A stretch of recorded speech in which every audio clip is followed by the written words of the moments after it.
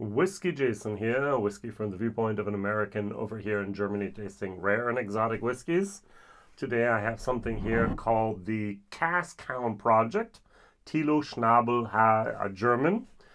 He has now started his own independent bottling series. Exquisite Casks, the House of Great Spirits, established 2020. I personally know Thilo. And what he did is he actually has been doing cask shares now for about 2 years. And he has found a little niche in the market and many people like him. And there he also takes some of those casks he's got to have. He's become a source for good whiskeys in Germany. Now this is a North British single grain whiskey. It was distilled on the 2nd of May, 1991. Where were you? I know where I was. I was still studying at the university. And it was bottled on the 3rd of November, 2021. Where were you there? Yeah. So that was still part of the COVID crisis. Not good. All right, so this is a 30-year-old single grain from North British. So, fun fact about North British. Did you know that they needed 100 years to actually distill 1.5 billion liters of alcohol, but they only needed 10 liters to get up to 2 billion. Is it billion or million? It's got to be billion.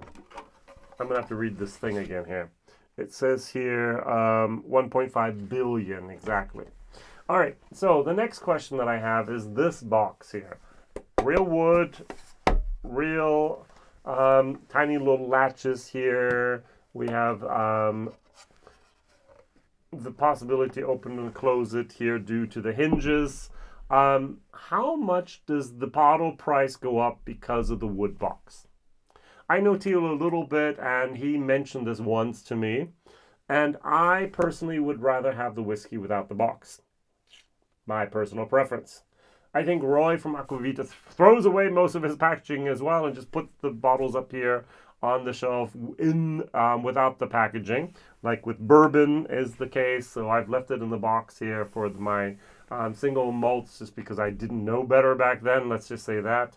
And people recognize the bottles better with the packaging, at least here. But what should the packaging be? This is a 159 euro bottle. It is 0.7, it is 30 years old, and it's 42.4% ABV, which has some types of mysteries in my opinion. Why is it so low? All right, but what would you assume that we, the consumer, need to pay to get this box in our hands? Do you have a number? Write it down in the chat. Write dollars, euros, pounds, yen, whatever you have. Write it down, and then I'll tell you. Are you ready? Have you paused? Have you written it down? Good. 14 euros. So this could be a 144 euro whiskey instead of 159 euro whiskey. 145, all right? So I would do without this box gladly to save 14 euros on my purchase price. I don't know about you, but I would. I actually have a problem with this in Germany because I have to throw it away in the normal trash. It is painted, so I can't put it in the fireplace, which I don't own anyways. There's these metal hinges here and here. There's actually a little polyurethane in here. Do you see those little things there? It keeps the bottle in place, but that little foam there, it's glued on fairly tight, and so on and so on. So this is something that I don't need. I have to throw it away, and it goes actually to maybe a landfill. Over here in Germany, we burn almost everything, but that's all right. We have an incinerator that it goes to. But it's not decomposable, it's not very environmentally friendly, and so on and so on and so on. The bottle I can recycle. I bring it to the recycling bin, throw it in there, it crashes, breaks into pieces, someone melts it down, makes a new one. Yay! A wood box, you can't make anything really new out of it. You might be able to upcycle it, but I don't know. All right, so the label here is very, very nice. It's an old-fashioned type of label. It has a little bit of style. I like it. well done, well done. The only problem is when they hand put this on here, they didn't put down the edges perfectly. So, all right, good. So, I asked about the question, 42.4% at 30 years of age. Why am I asking this question? I have a comparison whiskey, and this whiskey is 21 years of age.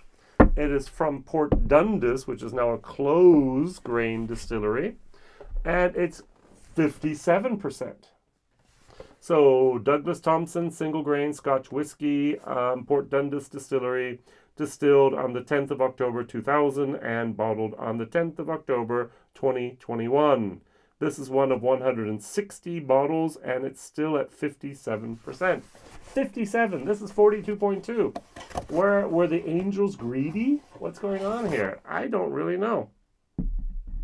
But it does have an effect on the taste and on the experience. Now, forgive me, I have a little bit of my glass left for my video in German, so I'm just going to use that and continue using it. So the very, very first thing that I do notice is the color. So let's turn these around here. Let's show these. So you do see a difference in color immediately. Now, this is a refill bourbon barrel, and this is a refill hogshead.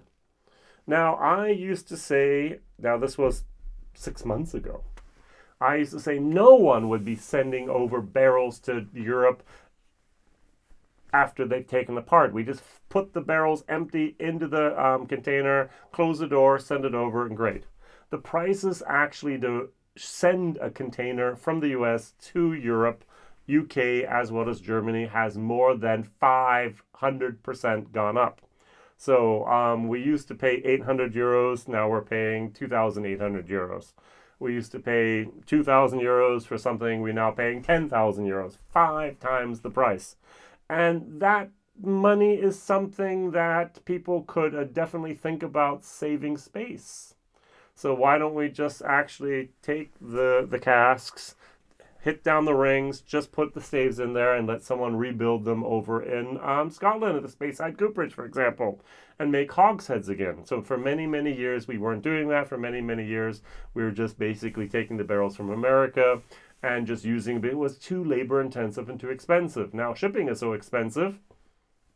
Hopefully next year it'll be different, 2023, but we have a long time to get there. So what do you do in the meanwhile? Do you bite the bullet and you just keep on sending them over? Or do you actually rethink your processes? And then rethink your process again after the prices go down? I don't know. I just know that this whiskey is probably a second fill, a bourbon barrel, and this whiskey is probably going to be a refill, third, fourth fill, bourbon hogshead. 250, less wood to fluid ratio, more wood to fluid ratio, 200 liters versus 250. 21 years versus 30 years. 21 sounds like a long time, but sometimes, especially with single grain, you get special interaction in the cask after 30 up to 40 years. That's when some of these grains hit their really, really hot, their sweet spot, and they become magical moments of ecstasy in your mouth. This is very good. It's not the best. It's very good. This is a B whiskey, all right? But I've had A whiskeys for single grains where I just kind of, just kind of zoned out and just enjoyed. All right, the lovely nose, creme brulee. I get a little bit of honey melon in here. Caramel, caramel, caramel. Somebody is going to get a little bit of coconut flakes. And you got a little bit of that wood sweetness here. Honey, very nice. It's a good whiskey. Now, some people have actually called this more of a muesli. Yeah, it's a muesli with butterscotch and honey. You have a little bit of the furniture polish here. You have a little bit of a flowery moment. And then what you do have is those wine gummy moments. And some people have pineapple. I almost never have pineapple in my whiskeys. I know exactly what pineapple tastes like, but I hardly ever get it in my whiskeys. Cheers.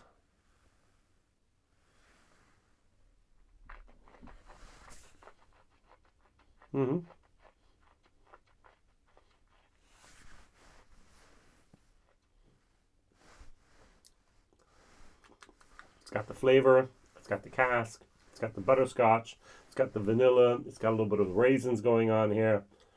It's got the toffee. It's got the creme brulee.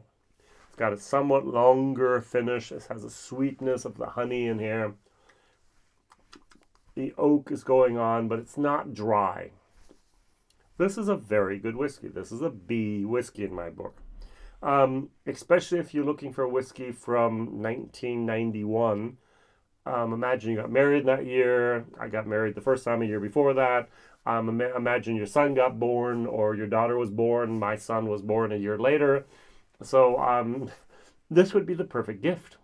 Yeah. So, hey, someone has a 30th birthday. Bam, boom. That's something you could have given them. Or the 33rd birthday in that matter. Imagine that they actually had their birthday on the 2nd of May. And they were born 1991. You give them this whiskey and say, this whiskey was exactly made on the day of your birth. Bam. I mean, the best present ever, right? So, have you ever bought any whiskey from your year of birth? For me, I do have a 50-year-old whiskey over here that was made in the year of my birth. So it's actually 2 years old. It's a single grain as well. Was it a wow whiskey? No. Was it an interesting whiskey? Yes. Was it special for me? Yes. Both my sons received a bottle of whiskey for their 18th birthday. I told them you can open it up. That was the same year they were born. You can open it up when the first child is born, or if you can't wait, the wedding.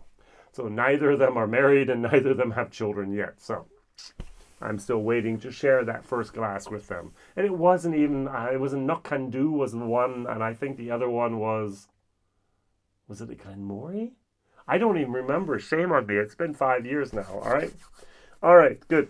This, on the other hand, the Port Dundas, the Douglas Thompson, a German guy, independent bottler. He somehow has a stash of good casks over there in Scotland himself, and he's just slowly but surely filling them up now and selling them under his own new brand. This is different.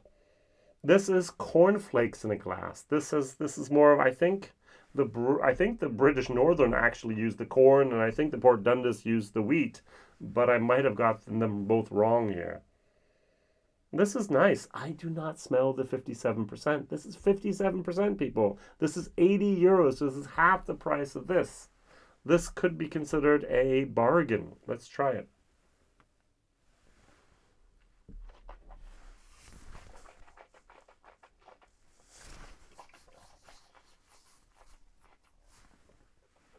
The alcohol does come through.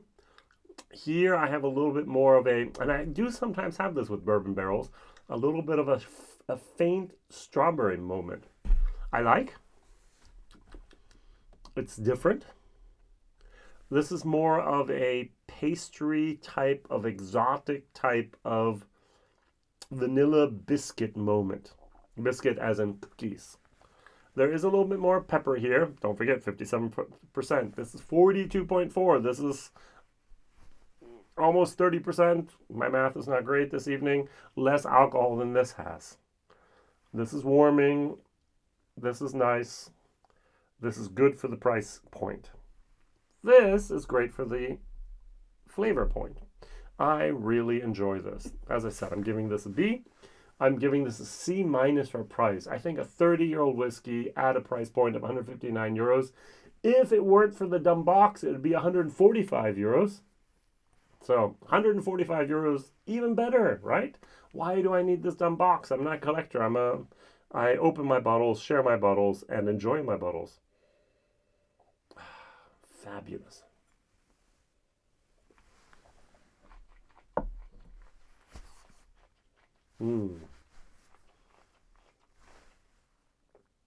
42.4%. Were the angels greedy? Did Tilo add water? Was it so intense, so compact, so concentrated that water could actually not harm this whiskey? I doubt it. This still tastes like a cask strength, but nowhere on the bottle, nowhere on the sheet, nowhere on any place on the internet did I find any indication whatsoever that this is cask strength. What a shame. By the way, does this say cask strength anywhere? I'm not even sure this says it, and it's 57%. So, nope, it doesn't say it. but it says natural color and non-chilled, or no chill filtration.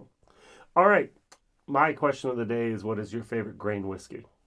Very easy. What is your favorite grain whiskey? Which one do you like? I've had some great grains, and I've had some not so great grains.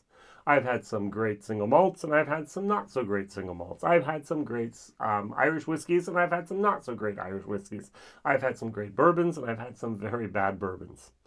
It doesn't matter what category you look at. Every category has its high points and its low points. And this is definitely in the middle to the high, with a B is actually in the top 15%. All right, thank you very much for liking, subscribing, watching, sharing, and actually commenting. See you soon, WhiskyJaosn. Don't forget, what's your favorite single malt? Single grain. Bye-bye.